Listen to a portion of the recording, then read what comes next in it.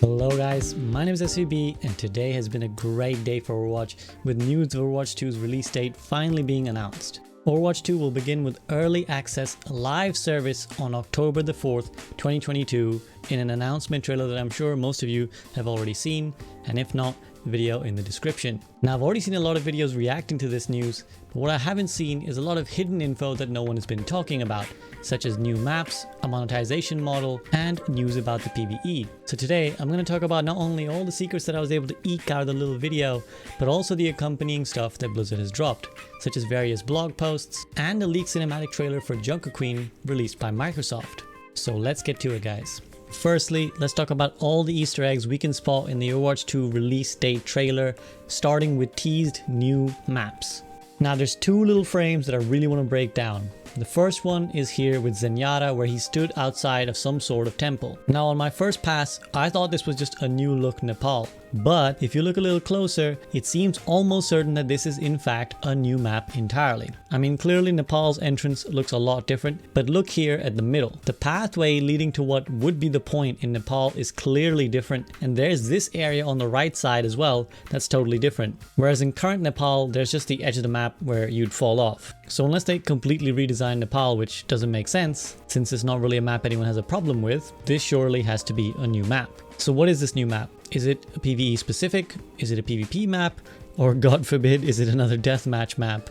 Well, going by what we're gonna see in this trailer, I think it's one of the first two. Or maybe both. Now I did some digging and went back to what we were shown in BlizzCon Online back in 2021, and I saw this little segment from a PvE mission which looks very much in line with what we're seeing here. Notice this statue, which fits with the aesthetic of the statue outside. So it leads me to the conclusion that we can expect some sort of map that also features a temple of sorts for Omnic monks, but is not Nepal. So could this be the India map that was teased a while back? I mean, geographically that would make sense. Or is it some third location that we haven't heard about? Now, while I'm almost 100% that this is a map meant for at least PvE, there's also a good chance it'll be playable in PvP too.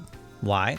Well, we get a lot of shots of Rio in this trailer, which we know is a map that's coming for PvP. It's something that the devs showed off way back when they announced that Overwatch was going 5-5, and we even saw some devs playing on it in their internal playtests. So we can kind of extrapolate from this that their aim is to show us stuff meant for the PvP. I mean, something we'll talk about more later is that there is no explicit mention of PvE in this video, so it wouldn't make sense to have a map that's only PvE be shown here. So that's really exciting. Potentially we've been given the preview of a new map and we haven't even realized it yet until now. And also leads us to our next map teaser, which is Ana standing epically at the top of something, looking over the rooftops of a city. Again, at first pass, I thought this was Eichenwald, judging by these iconic orange tiles. But this is another one of those where if you look again closely, you can almost be 100% sure that this is a new map. Now this area on the left here is clearly very different, and we can see some sort of church building which definitely doesn't exist in Eichenwald, and this geometry here suggests some sort of narrow pathway that would lead up to this church. So what is the church? Is it the point A of a hybrid map? Or the center of a King of the Hill map that people fight over? It definitely feels like it would be a focal point. Or could it be the main area of some new game mode that we haven't even played yet? Up at the top of this frame, we also have some sort of castle wall looking thing, which doesn't look like anything that the Eichenwald castle has. So all in all, we can conclude that this is A, a new map, but B, a map set somewhere in Europe, just going off of the architecture and the similarity to some of the other European maps we've already seen. So where could it be? Well, we've already got 3 maps in Italy when you count Malvento, the deathmatch map, Colosseo, the push map, and Rialto from Overwatch 1. So Italy's probably out the question unless there's some deep love going on for the land of pizza and pasta. We have 2 maps in Germany with Eichenwald and Black Forest, 2 in France with Chateau Guillard in Paris, Volskaya in Russia, and we have King's Row in London. We also know there's a map in Sweden that's coming in Overwatch 2, so if the major European countries left out, you'd have to guess somewhere like Spain, Portugal, or maybe Belgium. Now, as someone who lives in Europe, this architecture looks Portuguese to me, especially when you consider the church. So that would be my guess, but maybe those of you who live in these countries can share your guesses better. And if you thought the map teasers were done, well, I might just have one more for you. Because there's this one shot that really caught my eye of the Overwatch crew stood in front of some sort of icy backdrop with epic cliffs. Now, there's two interesting things about this shot.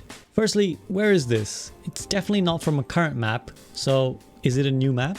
Well, unlike the others, this one doesn't seem to have any substantial architecture around it. There's no buildings, no pathways that we might play in, nothing that suggests that this is an actual area you can roam around in.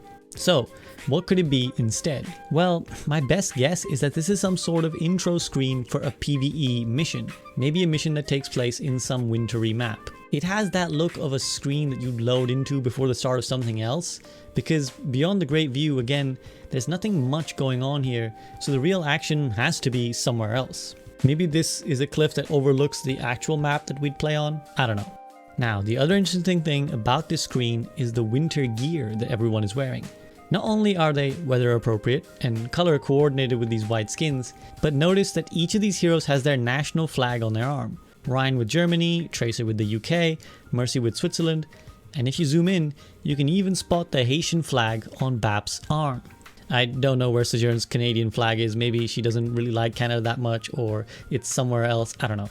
But again, this means one of two things. Either these are just parts of their skins, so maybe in the Overwatch 2 lore, all their uniforms have their national flags on them.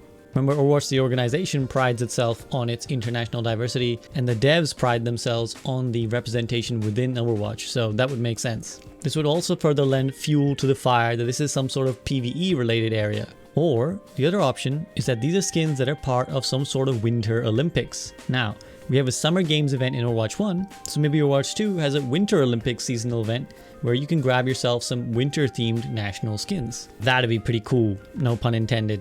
Now, we already have winter events like the May Snowball stuff and the Yeti thing, but maybe we get some sort of winter equivalent of Lucio Ball.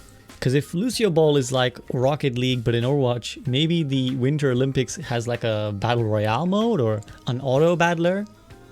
Maybe just wishful thinking on my part. Okay, that's map stuff. Now, on to hero stuff. Now everyone's already talking about Junker Queen, who has been officially revealed as Overwatch's next hero.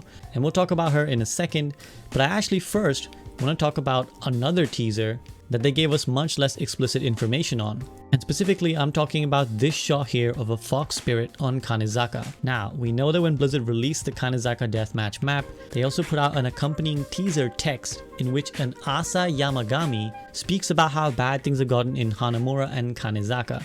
One of the things that she mentions is that her daughter has been affected by all this, and that, coincidentally, a lot of teenagers in the area have been rebelling against the Hashimoto regime, who have replaced the noble Shimadas. Well, throughout the Kanezaka map, there are hints and trailers of a Fox-based hero coming to Overwatch, which everyone speculated about at the time.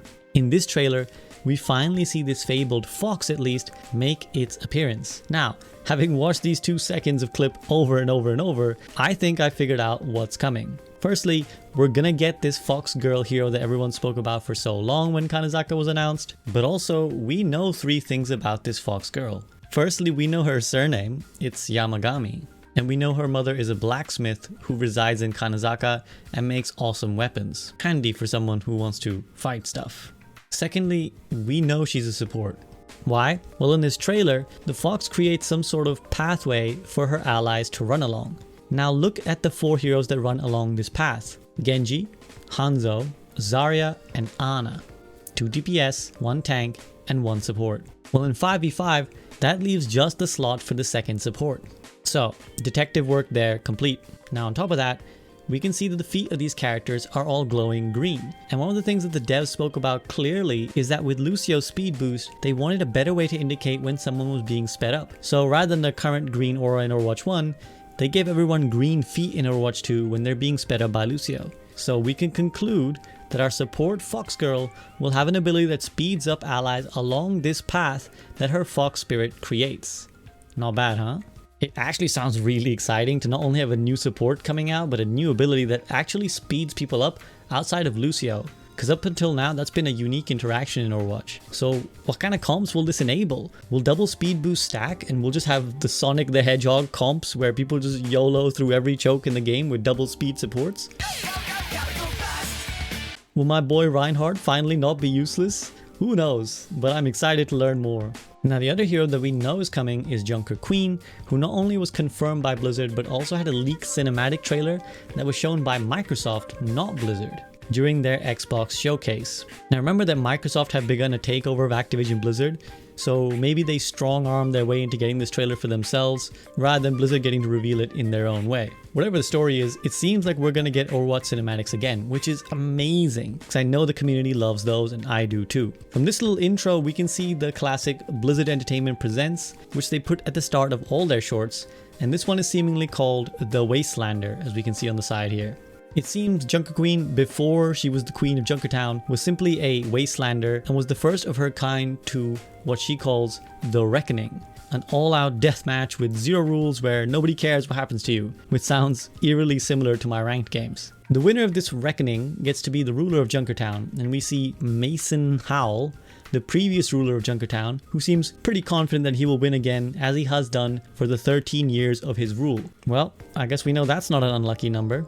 So, Junker Queen seems pretty badass, and there was already a leak a while back of her abilities where she was rumored to be a brawly, in-your-face tank that put bleed effects on opponents, and I'll put the link in the video description of that leak detailing what her abilities would be. But with a lot of people already covering that issue, I want to move on to some more other hidden stuff instead, namely the monetization model. Now Blizzard have announced that Overwatch is going free to play, and they say in their blog post that the reason for doing this is that at its core, we believe the game is a social experience that should be shared with everyone, and basically everyone should be able to play Overwatch with their friends. I mean, this is something we've been saying for years at this point, but I'm not going to be a negative Nancy here. Better late than never. But we all have questions on what exactly this model would be, and there's a big hint in the trailer that we just got. There's a segment in the trailer where all the characters are seemingly inspecting their weapons, and on there we can see several weapon charms. Now for those of you who aren't familiar with what this concept is, most modern FPS games, our competitors like Apex and Valorant, have weapon charms that you can buy and equip for your guns. These are usually cute little trinkets that add a bit of customization to your character and can just be a way of expressing yourself or showing off a rare or expensive item you have, or even sometimes earned through an achievement. So the obvious thing that we get from this is that Overwatch will also have weapon charms. But we can use this information to run a lot further, which is where my evil mind wants to go. Now, firstly, this means that Overwatch will finally have individual hero customization. Remember that up until now, Overwatch heroes have their skins, a golden weapon, and that's it. Like at the moment, Blizzard are basically giving you a choice of preset looks and you can pick which one you want. But if we have specific weapon charms, then that means the door has been opened to being able to customize specific parts of your hero. You can now add flavor to your hero in a way that Blizzard doesn't automatically set. So does that mean that other forms of customization are coming? And the fact that they have this specific inspect animation now as well suggests that Overwatch is going down a path where maybe you can do more than just charms. Maybe you can customize the entire look of your gun, because that's something you can see on screen, and it'd be cool to be able to change the color or maybe even mix and match parts of other skins. How cool would that be? And the reason I'm running with this is because here's the other piece of information. On their blog post, Blizzard talk about the fact that everyone who owns a copy of Overwatch currently will be given a Founders Pack in Overwatch 2, which will include 2 epic skins and an exclusive Founders icon, along with a surprise gift that will be announced before the game's October 4 release. Now this itself is pretty cool. It's nice that the devs are rewarding those of us who stuck it out with the game through its tough times, now that it seems that more fun and exciting times are ahead of us. But wait. If a Founders Pack exists, then that surely means that other packs exist too, right? So the Founders Pack comes with skins and an icon and some mysterious gift. So essentially that means that there must be other packs which also have skins and icons and potentially other things in them. A lot of people have speculated or asked that Blizzard go down the Battle Pass formula that other free-to-play games have. So is this a deviation from the Battle Pass, or is it just a part of it? It could be that Blizzard's plan is just to release cosmetic packs as part of their monetization model, where you can get a bundle of hero skins together. Or maybe there is this store where you can just buy individual skins and charms and the packs are a cheaper bulk buy discount. Or maybe maybe the packs are part of some sort of battle pass system where you get given the skins that otherwise you'd have to grind through in-game playtime and quests and stuff to unlock that way. I mean, either way, it's really exciting because I think we all want Blizzard to have a model that brings them into the current age of live service games, and free to play with some sort of cosmetic system means that they can actually afford to update the game regularly with the income that they get regularly. So if you want in on that Founders Pack, make sure you own a copy of Overwatch prior to June 23rd, 2022 and log into Overwatch before the October release date. But the fact that the deadline is on June 23rd suggests that the copies bought after this date won't transfer to Overwatch 2, or more likely, maybe they'll just stop selling the game after that point because we all know it's going free to play anyway, so why would anyone buy it otherwise? Now what's interesting is that the trailer or any blog post that came alongside it didn't say much about PvE. In fact, nothing. Which leads us to the conclusion that it's probably not part of their October 4th release. And remember that the October 4th thing is still called Early Access to Overwatch 2. So it makes sense that the PvE is not a part of it, since that's the main thing of Overwatch 2. So if it was in, it wouldn't really be early access, it would just be full access. So it does sound like we may have to wait for the PvE, but honestly, there's already enough here to get me hyped. I mean, free to play alone is such a big win for Overwatch that already I think this could start us down the path that sees us competing with other games in the industry, and Hopium maybe even being one of the best games on the market. I sure think so. Now, a quick final rundown of other things that we see in this trailer, which are some more new hero looks. So first up, we see here that Soldier's gun looks different as part of his new look. Or is this a customizable gun? Zenyatta has this cool new look also. Reinhardt has a new voice line that he drops when he's ulting, where he calls it Hammer Strike rather than the current Hammer Down. Hammer Strike!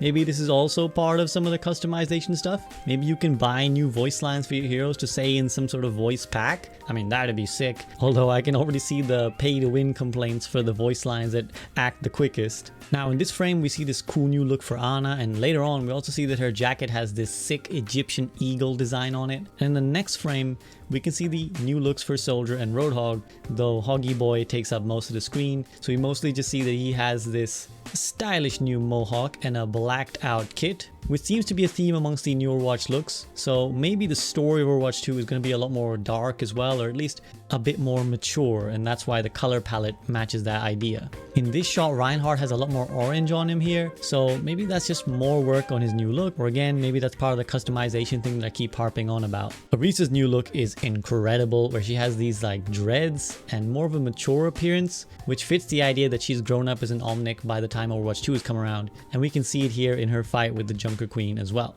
In this shot, we can see the new Diva mech from the front, and her proper new look is just so cool. Easily one of the stars of this show in the trailer. On the side here, we can see the new ponytail rocking Zarya in Overwatch 2, which we saw a glimpse of in one of the latest comics. We also have this hilarious Hammond emote, which I just have to point out, and a sultry new look Symmetra. And finally, in this last frame, we have not only Moira's new look, but also Pharah in the background with a totally new style and more of a bird-like plume to her look, which I just think looks really, really nice. And breathe. That's it. That's it, right? And that's all I got for today, guys. But before you run away from this video, I just wanted to say really quickly that a lot of you have been asking where you can find more SVB content when I'm not uploading to YouTube. Well, the answer to that is simple. Firstly, I stream 5 days a week on Twitch, so if you check out the video description, there's a link and you can see my schedule and see if that lines up with yours. But if you can't make the live stream, or you're just not someone who enjoys watching Twitch, I do have a second channel called the SVB side, which will also be in the video description. On this channel, I upload highlights from my VODs, my own personal gameplay, and also any Overwatch formats that I'm doing, such as what I'm currently running called the Rank Busters. In the Rank Busters, I've taken Tank Gods Yeatle and Boger, and I've had them hand select teams of players, and they're going to be playing alongside and coaching these players every week to see if they can have them beat teams of increasingly higher ranks, starting from Diamond, where they've been struggling for the last couple of weeks. So if that kind of stuff interests you, then please check it out, because I won't be uploading all those kind of contents on here. This will be mostly for analysis content and the Group Up podcast. As always, I want to give a big shout out to my patrons who do the awesome job of supporting me, and if you'd like to support me directly, then that is the best place to do so. But otherwise, please do continue to like, subscribe, leave your awesome comments, and tell me what kind of wild guesses you got based on seeing this announcement trailer. What do you think is coming on June 16th? I'm as excited as anyone else to find out. So let's see what happens in the coming days and weeks of Overwatch, guys. Looks like our time has finally come. So I'll hopefully be seeing you soon with some more awesome news, and I hope you guys keep well till then. Peace out.